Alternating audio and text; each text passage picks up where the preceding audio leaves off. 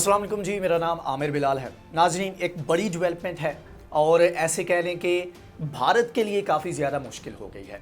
और वो मुश्किल ये है कि S-400 डिफेंस सिस्टम जो रशिया से भारत खरीदने जा रहा था और अमेरिका इसके बारे में वार्न कर चुका था और इसी साल के मिड में उसकी पहली डिप्लॉयमेंट जो है वो भारत को मिलने वाली थी। तो भारत के लिए काफ़ी जो है वो कह लें कि साइड चूज़ करने का वक्त आ गया है। और बड़ी डेवलपमेंट ये हुई है कि तुर्की की जानिब से जो S-400 डिफेंस सिस्टम है उसको अबेंडन करने की बातें हो रही हैं और बहुत सारी रिपोर्ट्स ऐसी आ रही हैं जिसमें कहा यह जा रहा है कि जो S-400 सिस्टम तुर्की ने अमेरिका को डिच करते हुए रशिया से लिया था तो वो उसको अबेंडन करने जा रहा है। जहां पर आपको बताता चलूं कि पहली डिप्लॉयमेंट जो है, पहली जो शिपमेंट है वो हो चुकी है और इसके ऊपर तुर्की एक्सपेरिमेंट भी कर चुका है, इसके ऊपर मुख्तलिफ तजुर्बात भी कर चुका है, टेस्टिंग भी हो चुकी है। अब आज की वीडियो में जो पॉइंट्स हैं जिनको हम डिस्कस करने की कोशिश करेंगे वो ये है कि तुर्की ये क्यों कर रहा है और क्या तुर्की को इसमें फ़ायदा है, इसकी ये बात करेंगे। और बाद में हम बात करेंगे कि तुर्की के इस इक़दाम से भारत के लिए क्या मुश्किलात खड़ी हो चुकी हैं और भारत के लिए ऐसे कह लें कि डू एंड डाई सिचुएशन है कि उसने अब डिसाइड करना है। ये वही बात है जो अमेरिकन सफ़ीर जब डोनाल्ड ट्रंप गए और जो बाइडन आए और अपनी अलविदाई मुलाकात में, अलविदाई प्रेस कॉन्फ्रेंस में तो भारत को वार्न कर गए थे कि भारत को चूज़ करना पड़ेगा, या तो वो रशिया वाली साइड पर जाए या फिर अमेरिका वाली साइड पर जाए। और अगर ये चूज़ करना है तो इसके लिए आपको एक जल्द फैसला करना पड़ेगा। अब तुर्की की तरफ से सवाल पैदा होता है कि तुर्की ने आखिर ऐसा क्यों किया। तुर्की जो कि ऑलरेडी इस डील में जा चुका था, ऑलरेडी परचेज कर चुका था और आने वाले वक्त में मज़ीद इसके ऊपर पेशरफ्त होने वाली थी, तो ऐसे वक्त में तुर्की की जानिब से इतना बड़ा कदम क्यों उठाया गया। तो उसका बैकग्राउंड ये बनता है कि तुर्की की जानिब से जब अमेरिका की जानिब से F-35 जो बनाना शुरू किया गया, ये स्टेल्थ टेक्नोलॉजी का हामिल ये एक तैयारा है और ऐसे कह लें कि इस प्लेनेट के ऊपर मोस्ट एडवांस्ड एयरक्राफ्ट है और इसके ऊपर एक जॉइंट प्रोग्राम शुरू किया गया था जिसमें नेटो मेंबर भी शामिल थे। और यहाँ पर आपको बताता चलूँ कि तुर्की और अमेरिका जो है नेटो मेंबर्स हैं, तो यही वजह है कि अमेरिका को सबसे ज़्यादा इसके ऊपर तहफ़्फ़ुज़ात हैं। और सबसे बड़ी रीज़न जिसके पीछे ऐसे कह लें कि बहुत कम लोगों को पता है और वो रीज़न ये है कि अमेरिका का सबसे बड़ा एतराज़ करने की जो वजह है वो ये है कि अमेरिका का जो F-35 है ये मोस्ट एडवांस्ड एयरक्राफ्ट तो है, लेकिन जो S-400 है ये मोस्ट एडवांस्ड डिफेंस सिस्टम है और कहा यह जाता है कि ये वाहिद डिफेंस सिस्टम है जो कि F-35 को डिटेक्ट कर सकता है। अब स्टेल्थ टेक्नोलॉजी ये है कि जो आम रेडार हैं, जो 4th जनरेशन के रेडार हैं, 4+ जनरेशन के रेडार हैं, वो इसको डिटेक्ट नहीं कर सकते। ये अपना ऑपरेशन इस तरह से मुकम्मल कर सकता है कि इसकी डिटेक्शन नहीं हो सकती। लेकिन सिर्फ S-400 डिफेंस सिस्टम एक ऐसा एडवांस सिस्टम है जो कि रशियन मेड है और ये सिस्टम जो है ये F-35 को डिटेक्ट कर सकता है।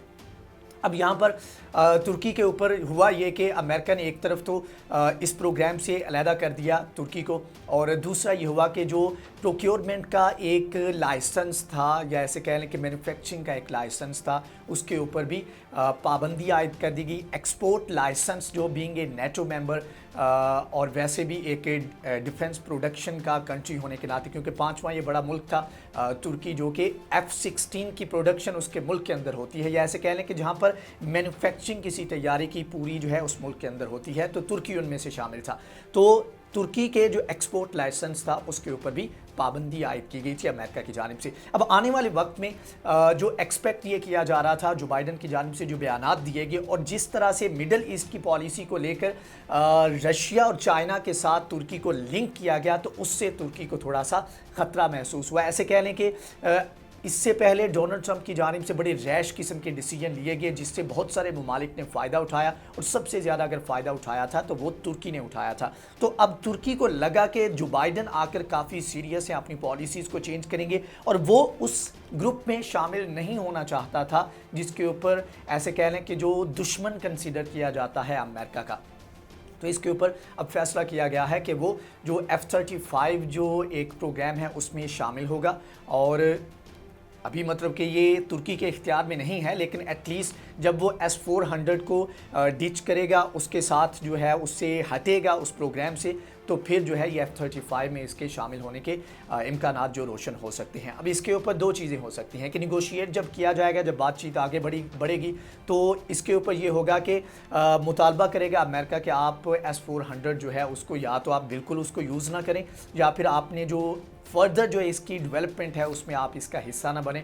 तो ये दो ऑप्शन जो है वो रख सकता है, और उसके बदले में ऑफ कोर्स तुर्की भी डिमांड करेगा। तो तुर्की ये डिमांड कर सकता है कि उसको दोबारा से F-35 का जो प्रोग्राम है, जो कि 2018 में डोनाल्ड ट्रंप की जानिब से वहाँ से निकाला गया था तुर्की को, तो उसमें दोबारा से शामिल किया जाए। तो ये बड़ी डेवलपमेंट्स हो सकती है। अब ये थी एक सूरत हाल जो कि तुर्की की थी। अब आ जाते हैं भारत की तरफ कि भारत के साथ क्या होने जा रहा है, या भारत के लिए कितना एक टफ डिसीजन है। अब भारत ने एक डील की हुई है तकरीबन 5.5 अरब डॉलर की, और इसमें पहली डिप्लॉयमेंट जो है वो इस साल के मई या जून में उसको होनी है। और S-400 डिफेंस सिस्टम जो है उसने रशिया से ये ऑर्डर किया हुआ है। अब ये सूरत हाल है कि एक तरफ अगर वाहिद कोई मुल्क है जिसके साथ मिलिट्री इंगेजमेंट बड़ी है इन हालिया महीनों और सालों में, तो वो भारत है। पाकिस्तान से भी भारत की वजह से पाकिस्तान से अमेरिका बहुत ज़्यादा पीछे गया है, और तकरीबन अंदाज़ा करें कि 4 महीनों के अंदर 3 मिलिट्री डील्स की गई हैं इन दोनों ममालिक के दरमियान। तो कह लें कि भारत ने एक तरह से रशिया को डिच करवाया, और अब वो आ रहा है अमेरिका की तरफ। लेकिन अमेरिका का मुतालबा ये है कि भाई अगर आपने हमारे पास आना है तो हमारा असलहा लें। और इसके ऊपर जो लॉकहीड जो कंपनी है उसकी तरफ से एक बड़ा जो है बयान जारी किया गया है। उनके CEO की जानिब से कहा गया है, उन्होंने कहा है कि जी इतना आसान नहीं, अगर आप पाकिस्तान की तरह अमेरिका के एलाई बनना चाहते हैं, अगर आप अमेरिकन ब्लॉक में आना चाहते हैं, तो फिर आपको अमेरिकन असलहा इस्तेमाल करना होगा। और सबसे बड़ा जो ऐसे कह लें कि जो धचका लगा है भारत को, वो ये है, उन्होंने कैसे कह लें कि टॉन्ट करवाया है, और वो ये करवाया है, उन्होंने कहा कि हर कोई मुल्क क्वालिफाई नहीं कर सकता। मतलब कि अगर अमेरिका की जो वेपनरी है उसकी अगर बात करें, तो पाकिस्तान ने शुरू से अमेरिकन असलहा इस्तेमाल किया है।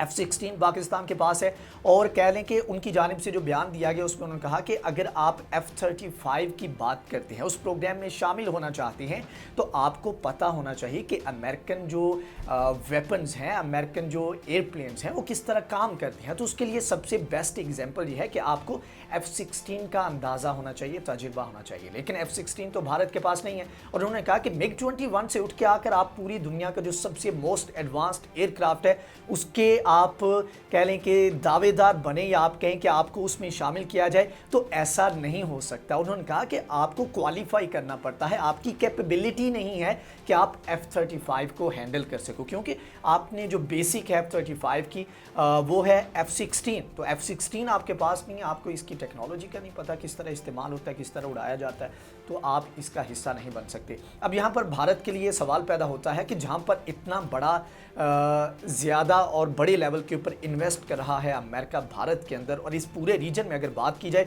जो अभी मिलिट्री डील्स हो रही हैं, 45 से 46 के करीब ममालिक जो हैं वो यहाँ पर इसमें हिस्सा ले रहे हैं, और पाकिस्तान इसको लीड कर रहा है। पाकिस्तान के अंदर ये मिलिट्री डील्स हो रही हैं। उसके बाद रशिया और चाइना जो है ईरान के साथ भी मिलिट्री डील्स कर रहा है। तुर्की ने पाकिस्तान के साथ बहुत ज़्यादा, इससे पहले भी और दोबारा अभी से फिर से मिलिट्री डील्स होने जा रही हैं। मतलब कि तमाम तर ममालिक जो है वो पाकिस्तान के साथ खड़े हैं। सिर्फ भारत है जो कि इस खित्ते में अमेरिका को सपोर्ट कर रहा है, या अमेरिका भारत को सपोर्ट कर रहा है। तो ऐसे में भारत के लिए बहुत ज़्यादा मुश्किल है कि वो एकदम से दोबारा से अमेरिका को डीच करे और रशिया के पास चला जाए, क्योंकि रशिया भी मूव ऑन कर चुका है। रशिया पाकिस्तान के अंदर बहुत बड़ी इन्वेस्टमेंट करने जा रहा है। For the first time in history, पहली मरतबा तारीख में पाकिस्तान के साथ रशिया मिलिट्री डील्स 11 फरवरी से करने जा रहा है। इसके अलावा किसी भी नेटो मेंबर के साथ 10 साल के बाद वो मिलिट्री डील्स करने जा रहा है। तो मतलब ये है कि इतना बड़ा डिसीजन अगर रशिया लेता है तो उसका मतलब ये बनता है कि वो मूव ऑन कर चुका है, वो पाकिस्तानी चाइनीज़ ब्लॉक में आना चाहता है, बल्कि आ चुका है।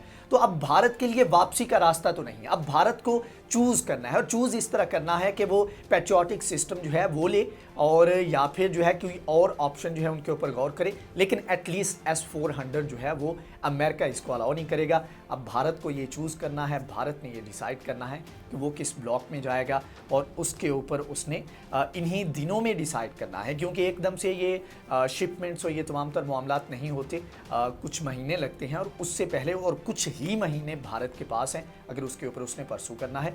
तो ये बहुत बड़ी डेवलपमेंट है और आने वाले वक्त में ये भी हमें देखना होगा कि तुर्की जो है उससे जो ये इतना बड़ा कदम उठाने जा रहा है उससे उसको गेन क्या होगा, क्या उसको मिलने जा रहा है। तो इन दोनों डेवलपमेंट्स के ऊपर हमारी नज़र है, जिसके बारे में हम आपको आगाह करेंगे। अगर आपको ये वीडियो पसंद आई है तो इसको लाइक करें, शेयर करें, हमारे चैनल को सब्सक्राइब करें। नेक्स्ट वीडियो में हाजिर होंगे, तब तक के लिए अल्लाह हाफिज़।